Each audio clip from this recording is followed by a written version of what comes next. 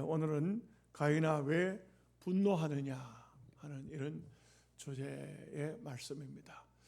우리가 살고 있는 이 세상은 거의 전쟁터와 다름이 없습니다. 날마다 싸움이 일어납니다. 지금 대통령 선거를 앞두고 여당 야당 이 사람 저 사람 할 것 없이 칼만 안 들고 총만 안 들었다 뿐이지 거의 전쟁터와 다름이 없습니다. 우리 아까 장로님 기도하셨지만 6월달은 동족상잔이 있었던 그야말로 우리 민족에게 있어서는 큰 아픔에 다르기도 합니다. 오늘 본문의 말씀은 가인과 아벨의 이게 참 가정적으로 형제간의 전쟁이 벌어진 이야기이기도 합니다.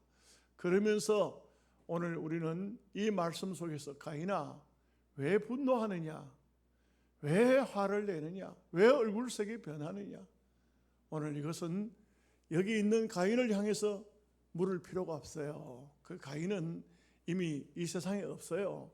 왜 가인아 분노하느냐 말하고 있습니까? 오늘 우리를 향해서 물어보자 이거예요. 여러분 화내는 이유가 뭡니까? 왜 속이 상합니까? 이것은 오늘 우리가 이 말씀을 통해서 어쩌면은 우리 속에 일어나고 있는 분노를 다 잠재우고 우리는 하나님 백성으로 땅 위에 사는 동안 정말 누가 봐도 야 하나님 백성답다, 아름답다, 귀한 성도답다 이런 마음이 들도록 우리의 삶을 가져가야 합니다. 오늘 본문에 보면은 가인과 아벨 이 두 사람이 하나님 앞에 제사를 드렸다 했습니다. 그런데 가인의 제사는 안 받았어요. 하나님이. 아벨의 제사는 하나님이 받으셨어요.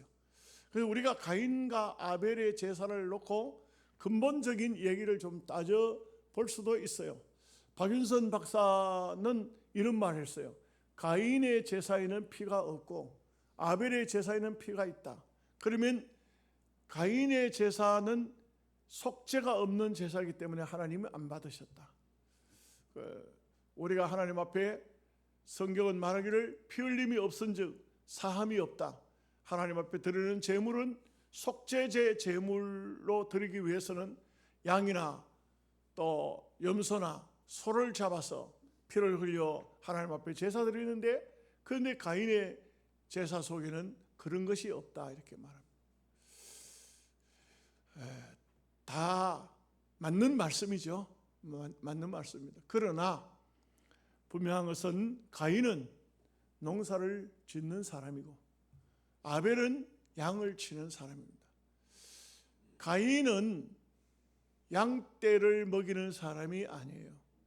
그렇기 때문에 가인의 제사에는 피가 있을 수가 없습니다.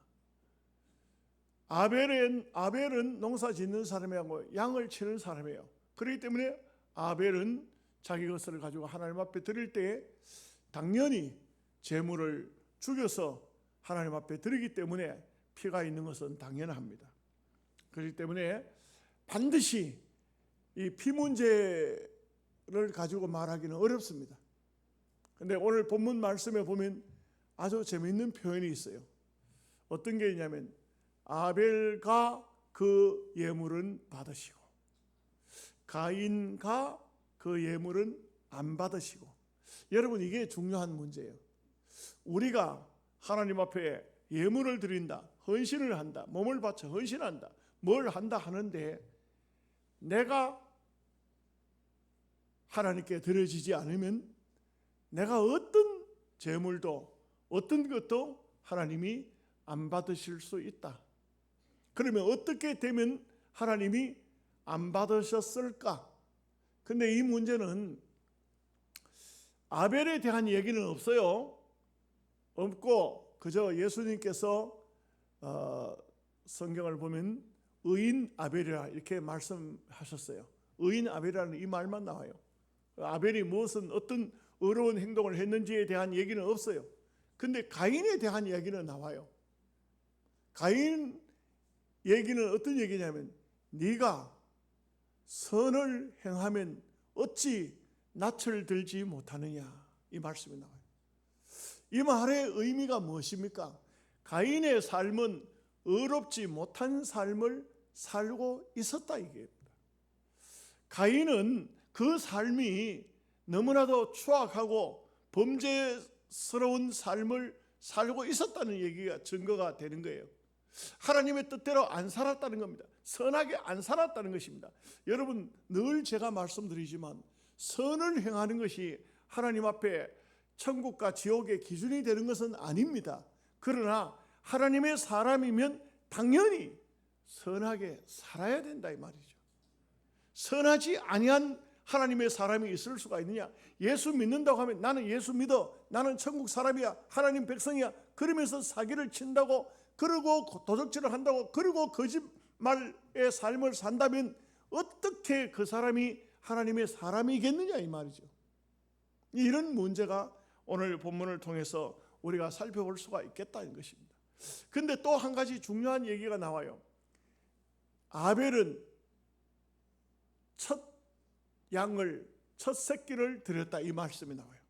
다른 말씀보다는 아벨은 자기가 가진 양들 가운데서 첫 것을 드렸다. 그 성경의 원리는 하나님을 먼저 생각하는, 하나님을 먼저 염두에 두는 이 마음 자세가 굉장히 중요한 자세라고 하고 있어요. 여러분들도 땅에 사는 동안 어떤 좋은 일들이 생겼을 때, 무슨 물질이 생겼든지 아니면 무슨 상급을 받았든지 어떤 좋은 게 있을 때 가장 먼저 생각나는 사람이 누굴까요? 어떤 사람 상을 받았어요. 마이크를 딱 대면 우리 어머니 아버지한테 감사를 드립니다, 이런 사람도 있고, 어떤 사람은 저희 아내에게 감사를 표하고 싶습니다, 이런 사람이 있어요. 또 어떤 사람은 마이크를 딱 잡고 나는 하나님 아버지 앞에 감사합니다, 이러는 사람이 있어요. 그게 다 사람마다 다 각기 다르겠죠. 근데 각기 다를 것입니다. 그런데 이 아벨의 모습을 보면은 아벨은 첫 것을 먼저 하나님께 드리겠다 하는 이런 마음이 있었던 것을 볼 수가 있어요. 또 히브리서 기자는요, 여기에 딱 한 가지가 더 붙어요. 어떤 게 뭐냐? 아벨은 믿음으로 하는 말이 들어가요. 믿음으로. 이게 중요한 말인 것 같아요. 우리가 하나님 앞에 믿음으로 한다는 것이 얼마나 소중하고 중요한지 몰라요. 믿음 없이 아무리 많은 것을 하나님께 드린다 해도, 그런다 해도 하나님은 믿음 없는 재물을 기뻐하시겠는가, 그런 생각도 해봅니다. 자, 오늘 이 본문의 말씀을 중심으로 해서 몇 가지 생각할 것은 가인과 아벨의 삶을 통해서 하나님을 어떻게 했는가 하는 것을 생각해 볼 수 있어요. 이 가인이라는 이름은 히브리 원문은 카나라는 말이에요. 카나라는 말은 세운 자, 얻은 자, 이런 뜻이에요. 이것은 어떻게 보면은 아담이 가인을 첫 아들 낳았잖아요. 너는 하나님이 세운 자다. 너는 하나님께 복받은 자다. 이 아담이 비록 선악과를 따먹고 범죄하고 에덴 동산에 쫓겨났지만, 그렇지만 하나님께서 아담에게 땀을 흘리는 고생을 하게 하고 하와에게 해산의 고통을 주었지만, 그러나 여러분 보십시오. 땀을 흘리는 것이 죄의 형벌이라 이렇게만 생각합니까? 여러분, 땀 흘리는 것이 얼마나 귀중하고 좋은지 몰라요.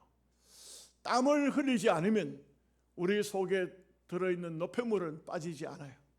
물론 일부분은 소대변으로 나가지만, 그러나 대체적으로 땀구멍이 열리고 그러면 몸이 건강해진다는 것을 알 수가 있어요. 노동의 축복이에요. 또 노동을 하면서, 여러분, 노동이라는 것은 그냥 노동이 아니잖아요. 여러분들이 풀을 뽑든지 이렇게 밭에 논에 많은 일들을 하는데, 노동을 하는데, 여기에는 노동을 하고 나면 결실이 있어요. 저는 농사 짓는 사람이 아니지만 영혼에 이렇게 한 부분에 풀을 뽑아요. 막 땀을 흘리고 풀을 뽑습니다. 그러고 난 다음에 다 뽑고 난 다음에 제가 막 온몸에 땀이 나지만 그 풀을 뽑은 자리를 보면 와, 기분이 얼마나 좋은지 몰라요. 농사 짓는 분들은 그런 걸 모르는가? 내가 이렇게 말을 하는데도, 난 농사 짓는 것도 아닌데도 꽃밭에 풀을 뽑았는데도 그렇게 기분이 좋아. 나무를 다듬고 꽃을 키우고 이렇게 하는 것도 땀을 흘리고 일을 하는 것이 결코 불행이 아니에요. 나는 무슨 재수 없는 그런 참 평생 농사나 짓는 이런 인생이 됐는가? 그렇지 않습니다. 돈을 많이 벌고 좋은 자리에 앉아 있는 사람만 행복이 아니라 우리는 우리의 삶 속에서 어디에서든 간에 행복을 찾을 수 있어야 돼요. 무슨 일을 하든지 만족하고 감사하고 행복을 느낄 수 있어야 돼요. 제가 요양원 얘기를 가끔 하는데 와보는 분은 잘 없는 것 같아. 여기서 그냥 듣기만 하고 그냥 끝나는 것 같아요. 좀 한번 와보시죠. 요양사들이 그런 말이에요. 목사님 너무 이쁩니다. 너무 아름답습니다. 이런데도 여러분은 관심 없죠. 다른 데는 다 돈 주고 구경 다니면서 왜 그래? 거기는 제 땀이 곳곳에 흘러져 있어요. 이 가인은 정말 아담이 가인을 놓고 하나님 앞에 참 이 해산의 수고를 통해서 물론 하와가 낳았지만 아들을 얻었을 때 득남했다, 얻었다. 여기는 큰 기쁨이 있었어요. 큰 기쁨이 있었어요. 여러분 아들을 놓고 슬퍼하는 사람이 있을까요? 제가요 시골 교회에 있을 때, 옛날에 시골 교회 전사로 있을 때 전도를 갔더니 어떤 집에서 무슨 말을 하냐면, 전사님 이렇게 말해요. 저는요 딸만 서이 낳았는데 예수 믿으면 아들 놓습니까? 와, 이거 그래서 내가 까짓거면 미쳐봐야 본전이지 뭐 그렇다고 해가지고 딸 서이 낳았는데 딸 하나 더 낳았다고 해 내보고 책임지라 하겠나 그래서 내가 예, 아들 놓습니다. 참말입니까? 그럼요. 대답을 했어. 그러더니 교회 나온 거야 이 사람이. 교회 나온 거예요. 야, 속으로 걱정되는 거야. 야, 그 다음에 딸 나오면 어떻게 될까? 어느 날 그 집에 부인이 해산했어요. 그래서 제가요 애기 울음소리 듣고 아들인가 딸인가 우리 옆집에 살았기 때문에 대문 쫓아가 봤더니 세상에 나 가자마자 대문 아들인 줄 알았어. 왜요? 대문간에다 숯하고 고추하고 막 쫙 갖다 걸어라는 거야. 이 새끼줄을 매가지고 이렇게 갖다. 와, 아들 낳구나. 야, 이제는 큰 소리 실망하잖아요. 두 판지기요. 딸아이면 아들이잖아. 딸 나오면 나는 책임 안 지는 거고 아들 나오면 내가 말했으니까 된 거고. 이래가지고요 그 집에 아들을 낳았는데 그 아저씨가 얼마나 좋아하는지. 근데 내가 보니까 솔직히 딸 나오면 더 좋아.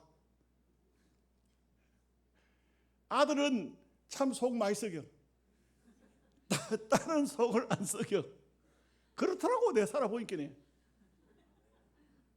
남자들 좀 죄송합니다. 그렇더라고 보니까. 나도 그런 것 같아. 나도 아버지 속을 많이 썩인 것 같아. 가인이 아들을 놓고 아담이 아들을 놓고 가인이라고 기쁘다, 득남했다, 좋았는데, 그런데 그 다음에 두 번째 아들을 놓고는요 아벨이라는 말은요 여러분 공허, 허무, 이 히브리 말로 헤벨이라는 말인데 헤벨이라는 말인데 실망이야, 실망. 왜 그랬을까요? 왜 이렇게 아벨을 놓고 실망했을까요? 그것은 성경학자들은 아담이 가인을 놓고 상당한 시간이 흘러서 아벨을 낳았을 것이다. 근데 가인에게서 그만큼 등남했다, 기쁨과 감사와 즐거움이 있던 그 마음이 사라졌다는 거예요. 그래서 또 아들을 놓고는 마음에 그만 실망이 왔다 이거죠. 여러분, 우리가 이 땅 위에 사는 삶 속에 여러분들이 어떤 삶을 사느냐에 따라서 누군가가 여러분을 통해서 기쁨이 될 수도 있고 즐거움이 될 수도 있고 또는 실망이 될 수도 있어요. 그런 실망스러운 사람이 되면 안 돼요. 우리는요, 누구를 대하든 간에 기쁨과 즐거움과 그야말로 우리 신앙적인 입장에서 은혜를 끼치는 사람이 돼야 돼요. 보면은 가인은 정말 태어날 때는 기쁨과 감사와 등남했다, 즐거움이 됐지만 세월이 흐르면서 아담에게 있어서는 이 아들을 놓고는 실망이 될 수밖에 없는, 그래서 그 두 번째 아들을 낳았을 때는 헤벨이라, 허무다, 실망이다, 이게 실망, 이렇게 이름을 지었는데 이름대로 또 되는 거예요. 또 이게 아벨이 죽잖아요. 가인에게 그것도 형제 동족 상전에 이 아픔을 아담의 가정에 오게 된 것이죠. 여러분, 우리가 이 땅 위에 사는 삶 속에 할 수만 있으면 나를 낮추고 나를 버리고 그리고 형제를 높여주고 형제를 사랑해주고 존경해주고 이렇게 사는 삶이 우리 삶 속에 있어야 합니다. 그렇지 않으면은 안 돼요. 여러분, 자녀 되신 분, 부모님 살아 계시는 분들 한번 생각해 보세요. 나는 아버지한테, 어머니한테 기쁨이 되는가? 나는 즐거움이 되는가? 아니면 우리 어머니, 아버지가 나를 보고 실망했다, 이런 사람인가? 우리는 아담의 아들 가인처럼은 해서는 안 됩니다. 두 번째, 분노를 다스려야 됩니다. 가인은 하나님 앞에 제물을 갖다가 곡식으로 제사를 드렸는데 하나님이 안 받으시다 이거죠? 분해서, 화가 났어, 얼굴색이 변했어요. 여러분 한번 바꾸어 생각해 봅시다. 하나님이 아니고 사람이라 해봅시다. 여러분들이 무엇을 갖다가 부모님께 갖다 드렸는데 부모가 나 그거 안 먹어, 싫어, 가져가, 필요 없어. 어떤 때 그렇게 하실까요? 우리 자녀들이 부모를 공경한다고 하지만 부모님에게 그 삶이, 그 생활이 실망스러운 삶이 되면 부모는 그 자식이 가져온 어떤 아름다운 식물을 할지라도 좋아하실까요? 좋아할 것 같아요? 그렇지 않아요. 그렇지 않습니다. 여러분, 자녀가 부모를 공경할 때 가난해서 아무것도 대접하지 못한다고 할지라도 아주 그야말로 오늘 시골 요즘엔 그런 데가 없지만 꽁보리밥을 대접한다고 할지라도 부모는 그걸 달게 잡수는 부모가 있고요. 아주 고기 반찬을 준비해서 대접해도 그것을 거절하는 부모가 있어요. 어떤 부모, 어떤 자식입니까? 네. 이것은 우리가 굳이 이야기를 하지 않아도 잘 아는 사실이죠. 우리가 정말 정직하게 살고 바르게 살고 아름다운 삶을 살게 되면 부모는 그것으로 만족하는 거예요. 그것으로 감사하는 거예요. 내 아들이 비록 잘 살지 못하여서 가난하게 살아서 나에게 이렇게 물질적으로는 대접을 못한다 할지라도 그 마음 하나만큼은 너무나도 선하고 착하다. 그러면요, 부모는 그것으로 그 자식의 마음을 받는 것이죠.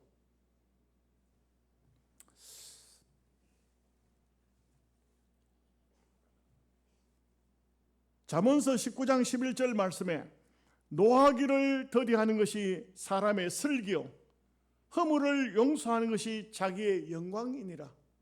그래서 여러분, 노하는 것, 화를 내는 것을 더디하라.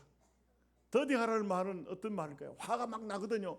물을 한 모금 물고 한 5분간만 있어 보세요. 물 입에 물고 화가 다 풀립니다. 대체적으로 보니까 저도 그렇더라고요.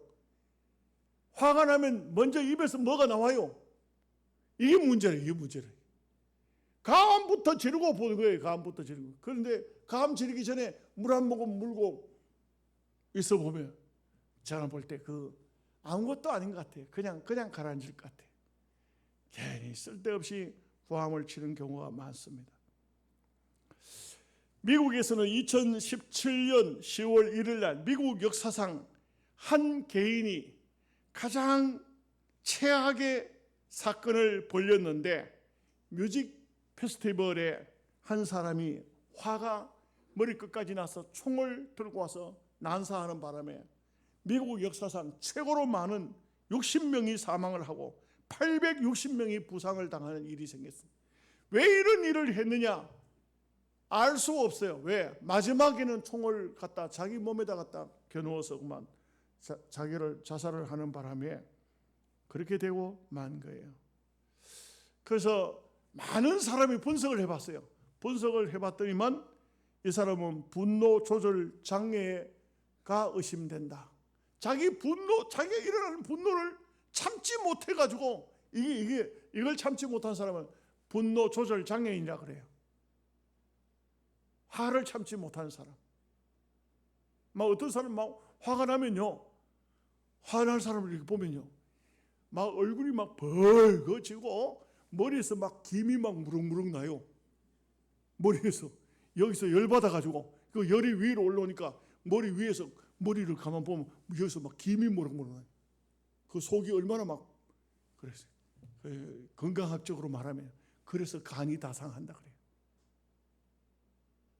열 받으면 간이 상하는 거예요. 간이 상해. 그 세계적인 유명한 알렉산더, 세계적인 영웅이라고 말을 하기도 해요. 알렉산더가 어느 날 자기와 친구면서 자기 부하였던 그런 사람과 술을 먹다가 그만 다툼이 생겼어요. 순간적으로 창을 가지고 그 친구를 찔러서 죽였어요. 그 친구가 죽고 난 다음에 맨날 며칠 동안 마음이 아파서 밥을 먹지 않고 잠도 자지 않고 괴로워했다는 거예요. 그러나 여러분, 한 번 실수가, 한 번 잘못 판단을 했을 때 엄청난 결과가 올 수도 있다는 것을 알아야 돼요. 이 분노를 조절하지 못하면 오늘 가인 같은 이런 행동을 할 수밖에 없다는 것이죠. 전도서 7장 9절 말씀에 급한 마음으로 노를 바라지 말라. 노는 우매자의 품에 머무릅니다. 어리석은 사람이 그런 노를 품고 있다는 것이죠. 여러분, 성경을 보면은 누가복음 15장에 동생 탕자가 돌아왔어요. 근데 형이 성경을 보면 분노했어요. 동생이 돌아왔는데 왜 그렇게 분노할까? 요나라는 선지자가 있거든요. 요나라는 선지자는 요나서에 보면은 하나님께서 블레셋이 40일 뒤에 망한다 그랬어. 그걸 네가 전하라 그랬어. 그 기분이 아주 좋았어. 당신네들 40일 후에만 망해 했더니 그 사람들 다 회개해 버렸어. 살아버렸거든. 그만에 지가 화가 났어. 하나님께서 요나를 보고 묻습니다. 너의 성냄이 합당하냐? 한번 따라합시다. 네가 성냄이 합당하냐? 뭐라고 대답해요? 합당하냐고 물었어요. 뭐라고 대답해요? 합당합니다. 뭐라고 대답할 거예요? 성내지 마세요. 이렇게 해놓고 또 제가 또 뭐 성내면 또 골치 아픈데. 참 이게 사람이 화를 낸다는 것은 순간적이에요. 순간적. 근데 참 기도하고 자기 마음을 가라앉히고 하루에도 몇 번씩 내 마음을 내가 다독거려야 돼요. 어떤 경우라도 화내지 말자. 그래서 참을 인자 3번이면 살인도 면한다. 그런 얘기가 있더라고요. 어떤 남자분이 자기 이제 어떤 출장을 가는 거예요. 출장을 간지 어디 가냐 간 일이 생겼어요. 자기 부인 보고 내가 갔다 올 동안 집에 잘 계시오 하고 이제 이분이 갔다가 보니까 뭐 볼 일이 없게 생겼어. 바로 돌아왔어. 돌아왔는데 돌아와 보니까 세상에 남자 신발이 대돌 위에 하나 있는 거야. 고무신이 하나 딱 있는 거야. 그래서 문구멍을 뚫다 보니까 웬 남자하고 자기 부인하고 이불을 덮고 자고 있는 거야. 그러니까 그냥 쫓아가가지고 그냥 대장간에 가가지고 낫을 가지고 막 이 연놈들 다 죽여버린다고. 근데 가만히 보자. 다시 한번 문구멍을 들다 보니까 누군지는 모르지만 머리를 빡빡 깎았어. 다시 한번 보자고 보니까 그 출가한 여동생이 있었대요. 처제가 중이어서. 또 왜 중 이야기를 또 하냐? 하여간 살인을 면했다는 얘기를 하기 위해서 하는 거예요. 3번 참았더니 보니까 남자가 그게 남자가 아니고 자기 부인의 여동생인데 이 머리 깎고 절에 들어갔던 여자예요. 이게 아시겠어요? 또 나가서 엉뚱한 소리 하지 말고 꼭 조는 사람이 나가서 엉뚱한 소리 해. 참는다. 참을 인자 3번이면 살인을 면한다. 3번째, 결국 가인은 아우 아벨의 피를 흘리고 말았어요. 성경은 피 흘리지 말라고 그래요. 여러분, 남의 생명을 중요하게 생각할 수 있어야 돼요. 오늘 우리가 사는 사회는 정말 너무 잔인한 사회예요. 걸핏하면 남을 죽이고 내가 살겠다는 사람들이 막 속에서 분노가 이글거리고 있어요. 여러분이 이런 선거철에 더욱 조심해야 돼요. 말도 더 조심하고. 내가 대통령 되는 것도 아닌데 왜 그렇게 싸웠습니까? 그러지 마세요. 하나님 뜻이 있는 거예요. 하나님이 시대가 선하면은 선한 지도자를 내고, 잘 들으세요. 이 시대가 악하다. 그러면 선한 사람이 못 다스려요. 악한 사람을 지도자로 내는 거예요. 성경이 그렇게 말하고 있어요. 악한 자는 악한 날에 쓰임을 받는다. 화내지 마세요. 한번 따라 합시다. 누가 대통령이 되든 우리 탓이다. 이 시대 탓이에요. 시대. 성경이 그걸 말하고 있는데 어떻게 할 거예요? 누가 되든. 또 다르게 해석은 하지 마세요. 자, 이럴 때는 보면 참 우리가 어느 나라든지 어느 곳이든지 마찬가지예요. 뭐 대한민국뿐만 아니에요. 전 세계적으로 이런 선거철이 되면, 선거 때가 되면은 별별 루머, 악성 루머가 다 돌고 그냥 뭐 사람들이 그렇게 서로 다투고 싸우고 피 흘리고 이렇게 하고 있습니다. 그것은 결코 바람직하지 않아요.